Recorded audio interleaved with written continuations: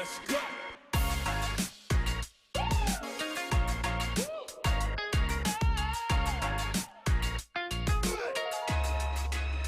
Let's get started in this room.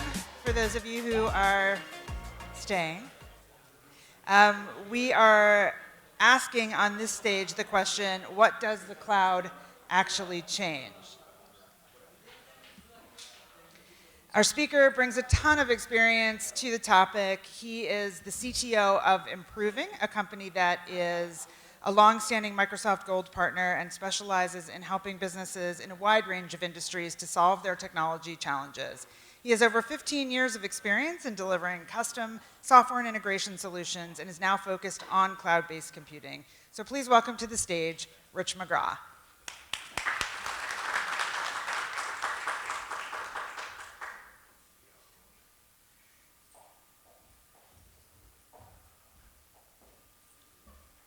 Right, we're going to see how well this clicker works because I might be a little too short for this podium. Yeah, there we go. This will be better. Are my slides on this or?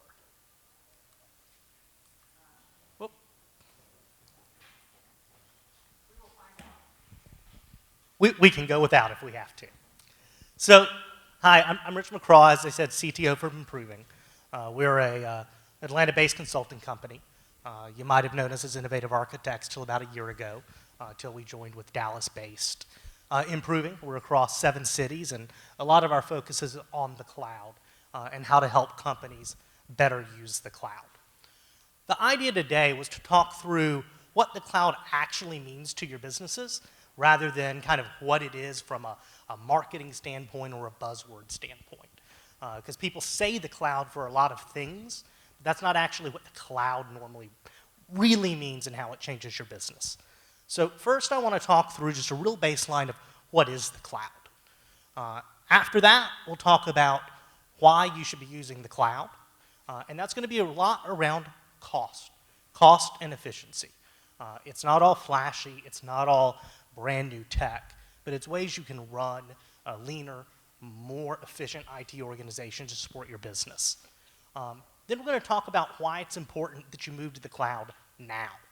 Why is it time for you to begin to move your business and embrace the cloud? Why not wait another 3 years? Why is this a technology that's really at the time you need to be adopting it? And finally, we'll talk about what that means actionably for your business. So first, for what is the cloud, I originally had a really funny video that we were going to play, but we're not going to. But it was, if you remember about 10 years ago, Microsoft ran a bunch of TV commercials about people going to the cloud. You'd have a family stuck in an airport and they'd go to the cloud to watch a movie off their home computer. Or they'd go to the cloud because their kids had their eyes closed in a picture, and they'd use their computer to merge two together. The cloud was saving them. Some might be a little harsh and say that's just a lie. That wasn't the cloud at all. That was just Windows. That's just Microsoft using its software. Answer is, though, it really probably wasn't just a lie. It's just a great oversimplification and kind of using the cloud as a marketing term without any real power behind it. And what underlies that is the cloud really isn't the same thing as connectivity. What Microsoft showed in all those commercials 10 years ago was things that could connect to each other. Right? We all have phones that can connect to other people's phones and your computer. That's not new. We've had connectivity for decades at this point. The internet is not some brand new thing that's come up over the last 10 years and changed business. The internet was there before. The cloud isn't connectivity. The cloud is instead a different way we're using that connectivity. When people talk about the cloud, it's not some magical new technology that never existed. It's instead the core fundamentals of IT: hosting, servers, maintenance, upgrade, security, but all moved out of your control and provided as a service.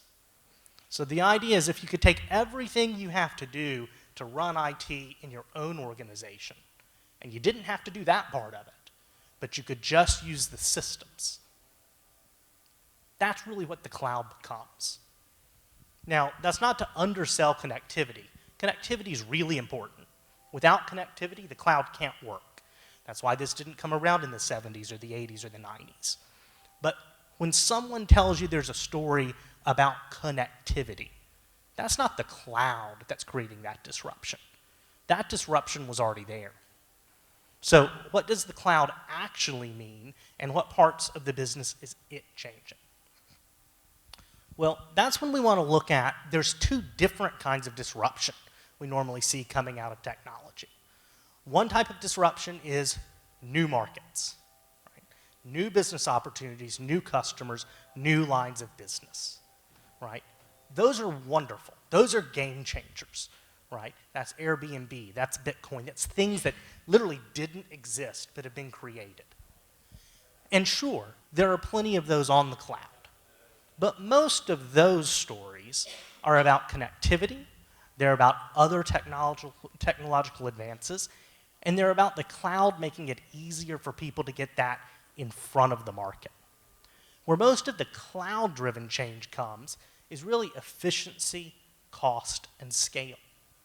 Because there's a completely different kind of disruptor where I may run the same business I ran yesterday, but I run it a lot cheaper, leaner, and more agile.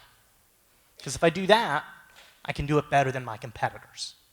Or if I don't, my competitors can undercut me. So that's really the disruption we want to talk about when we talk about what's the cloud going to offer you.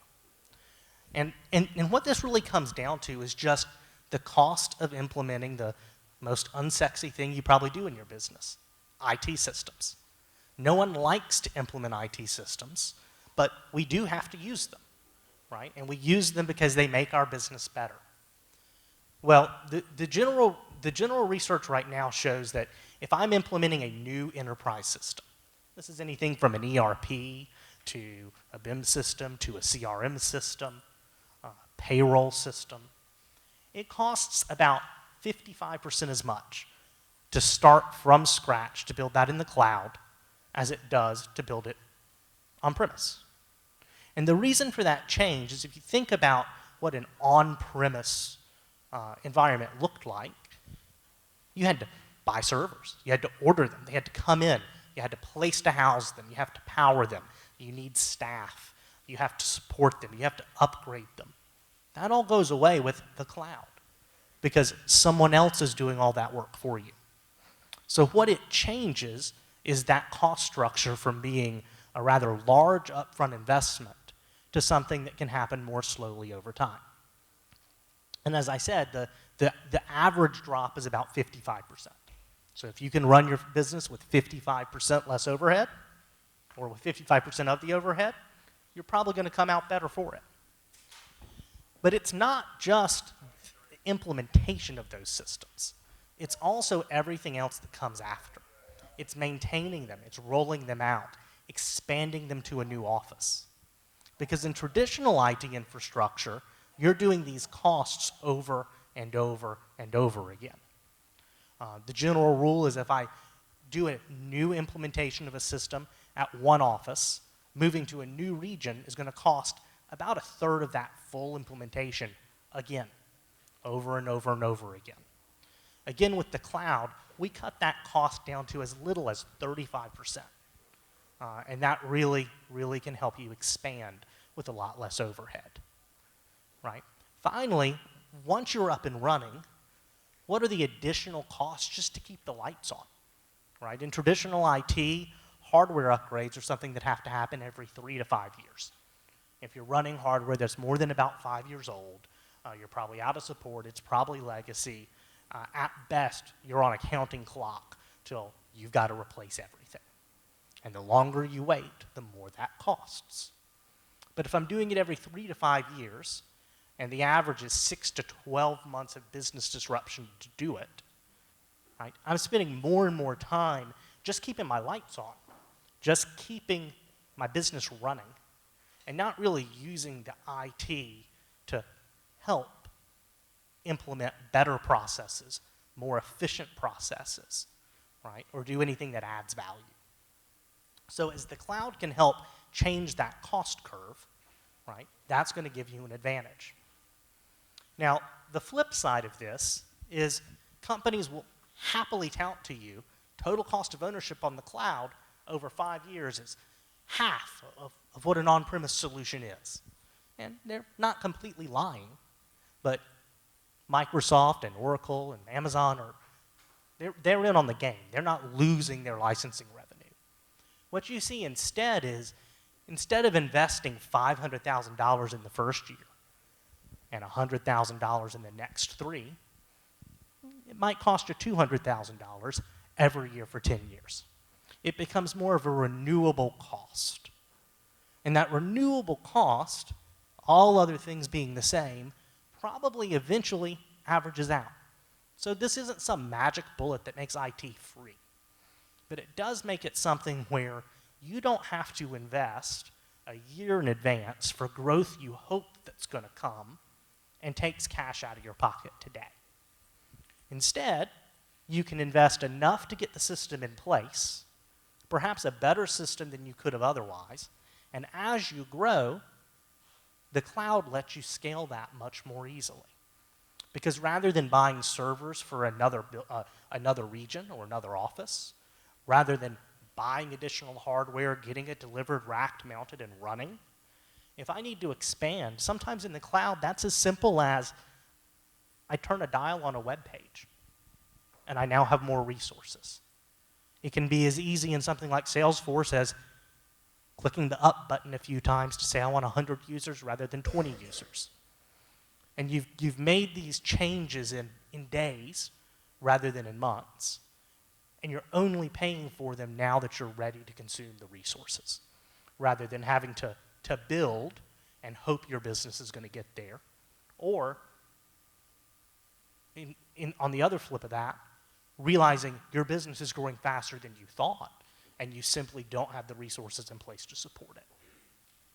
So that's the cost story, right? The cloud's going to give you efficiencies. It's going to give you cost reductions. And, I mean, that's generally exciting to at least the financial side of it, but that's also something you may feel like you can delay, especially if you already have investments in on-premise technologies. In fact, especially if you have investments in on-premise technologies. Because one of the dirty secrets about the cloud is if you take something that's on-premise, where you've already made a lot of these upfront investments, and you decide to move it to the cloud, you're probably looking at 7 years before you get an ROI on that move. Again, the cloud's not free. Cloud is cheaper. But if you've already made investments, you are absolutely having to remake those investments, and there's usually a pretty long tail to turn down the investments you've already made. So it's not something that you can change to overnight. So why do you need to do it now?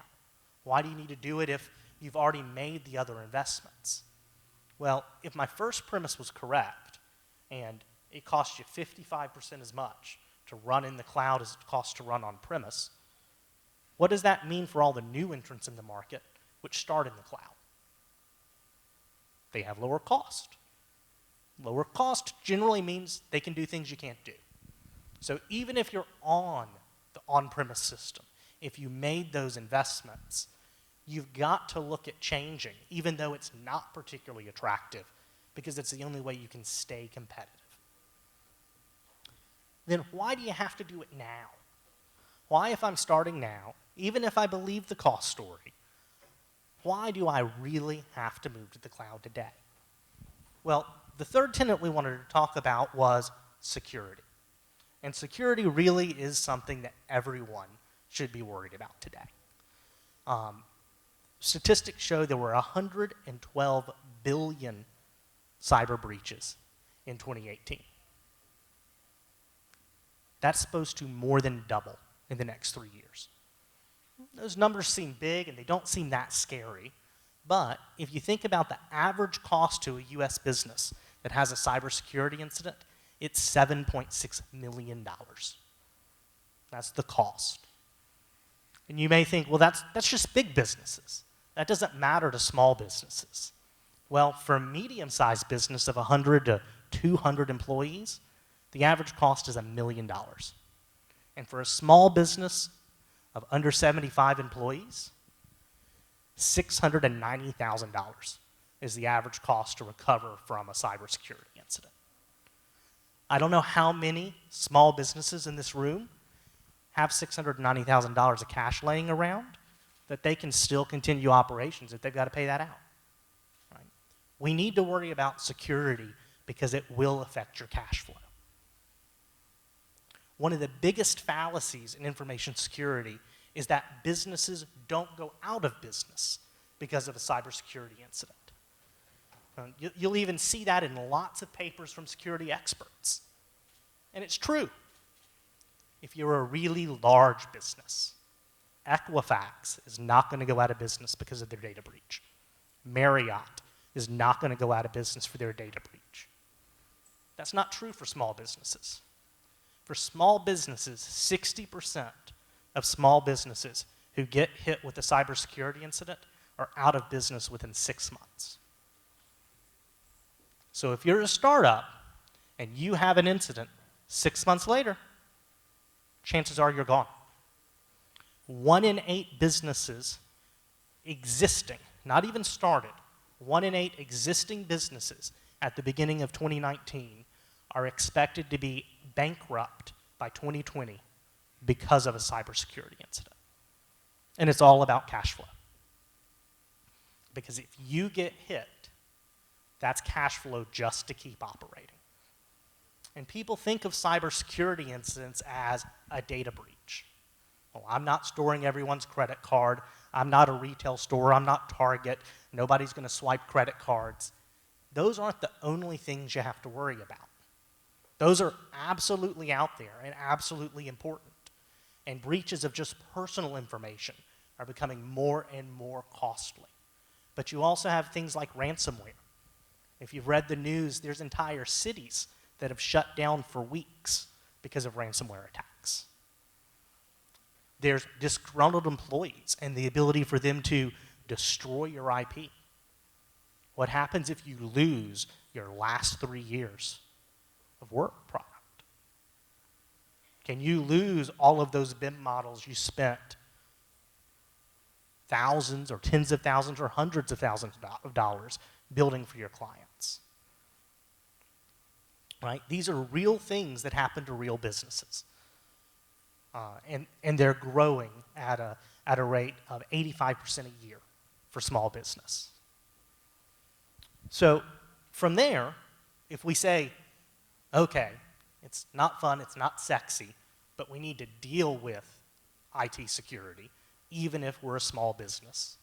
Even if the only thing that you have to secure is your phone that you probably have in your pocket that has your company email on it, that if someone somehow breaches it, they can send different wiring instructions to a customer, and that $600,000 payment doesn't go to you.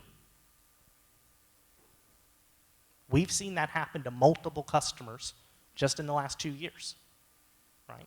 These are real things that cause cash flow issues. So even if you believe all that, you may talk to your IT staff, and the answer is, well, we can do it better, right? Hey, we have slides now. Look at that. Woohoo. Thank you. So we can do it better ourselves.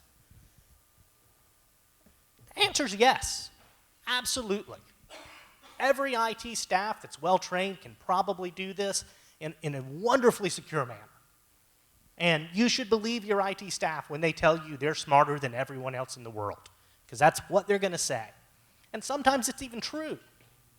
But to do this right, you have to do things like audit for misconfigurations, right? What that means, it doesn't really matter technically, are you proactively checking your systems to make sure that they're continue to be configured in a way to prevent security breaches? You have to patch known vulnerabilities. If any of you have an IT staff that does active patching and you have the wonderful problem of every month or every quarter they take things down to patch them, that's great. That's not enough. Patches are released monthly for everything, but there's patches that get released off-cycle weekly. And the problem with those patches is they're what are called 0 days. And if you ever hear an IT person use the word 0 day, that just means the door is already unlocked and open. That means that is a security issue that is so large, it's known, people in the wild are already using it to break into systems, and they probably don't even have to target you. They're simply scanning everybody's system to find anybody with the unlocked door, and they're going to walk in there. Right? You may not even see the side effects for this for months. In our own company years ago, we had a problem with one employee's email getting breached, and it took us about 3 months before we caught it. Now, luckily, we caught it before they did anything with it, but sometimes once one of these vulnerabilities happen, it's just a ticking time bomb. You don't even know when it's going to happen. And to do that, you need to proactively monitor performance, monitor the activity on your system. Right? We were able to determine that because we monitor where and who's accessing our email systems. Turns out, we didn't believe we had a lot of employees traveling to Bulgaria on vacation. Right? That led us to know something happened. But if we weren't proactively monitoring that, we wouldn't have known until the first wire transfer for a customer didn't come to us.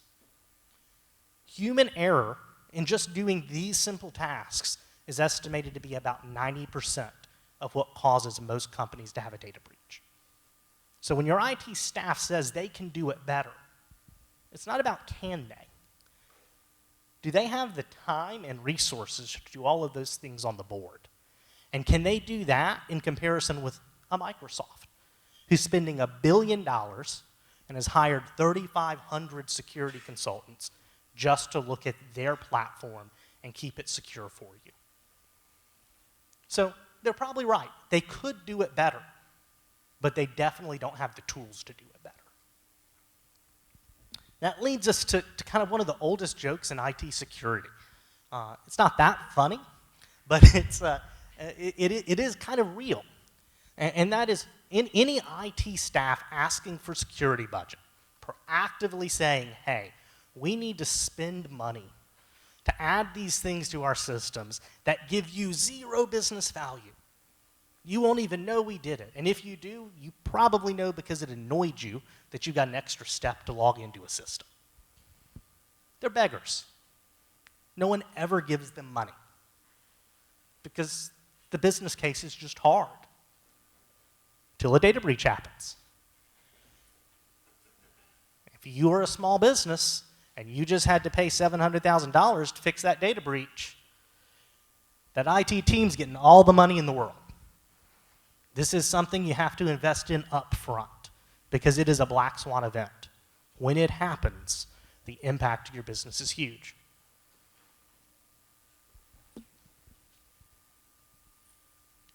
Got a little lost because I'm only half in my slides, but you may also say, well, that's okay.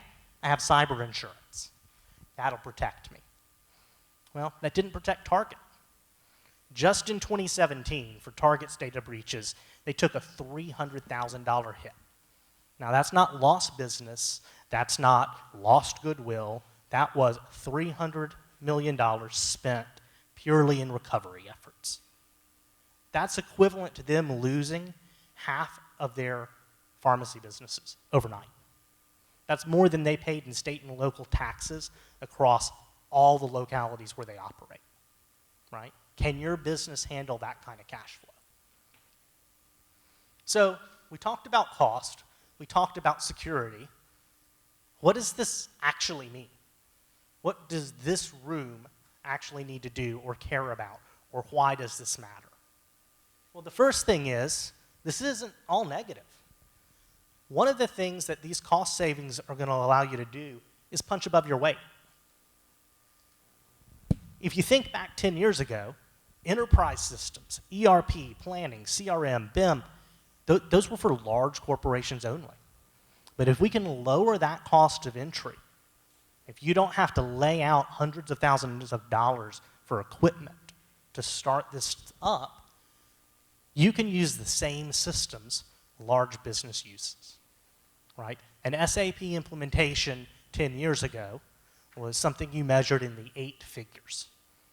Now you can get in for 6 figures, right? That's a really big difference in point of entry to use these large-scale systems. It also can let you scale faster than companies that don't use it. If you're in the cloud and you need to scale from $10 million in customers to $100 million in customers, you can do it in a matter of weeks. If you're not using the cloud and you didn't invest ahead of time, that could take months and 10 times as much money. This lets us unleash the power of the small business, right? Small businesses, by definition, are lean. A small business usually has as much as 1 IT staff person. A medium-sized business has 1 for about every 100 employees. How much of that is just keeping the lights on, right? The rule should be about 50% of your IT budget should be growth, and 50% should be keeping things running. If you're running 1 for every 100 people, you're just keeping the lights running. How are you going to transform and help your business grow? Anything we can do to offset costs, to offset tasks, so you can use those people to grow your business is going to make your business better, right? It's also going to give you access to tools that let you better utilize those resources, both today and tomorrow, right? And the tomorrow there is because you no longer are forced to worry about upgrades, about, well, when do I need to take the leap to bring in this new technology that my customers might need? When you're in the cloud, a lot of that gets baked in by the providers themselves. So they're pushing that bar forward for you. So how will you grow, right? What if I'm successful? How do I go from local to regional to global? That usually takes about 25% of a company's IT budget when they decide they want to move into a new region. With the cloud, you sometimes can do that over a weekend. And costs are very readable on the screen, as little as 35% to move to an entire new region, a new state, a new country than it was in the old style IT. So if you're going to grow and you have to grow quickly, this is what's going to allow you to do it. So now that I have slides and I have 1 minute left, we'll try and wrap this up nicely rather than me rambling. And the story here is actually pretty simple. If we can reduce your IT cost and we can give you better IT capabilities, then the cloud's been pretty good for you. Because what that gives you is a competitive advantage. You're doing more for less money. And if you don't, your competitors will. And so that's why this becomes something that's got to drive even non-IT, non-tech businesses. You've got to leverage these cost savings if you want to stay competitive. So I think I'm out of time, but are there any quick questions? Yeah, I got the, yeah, you can take a question or two. Yeah. I'd be interested on your insights of the resiliency of platforms like Amazon and Azure in the context of a legacy business that's keeping or has kept all of its critical business information on-premise, backed up online, maybe backed up to MagTape.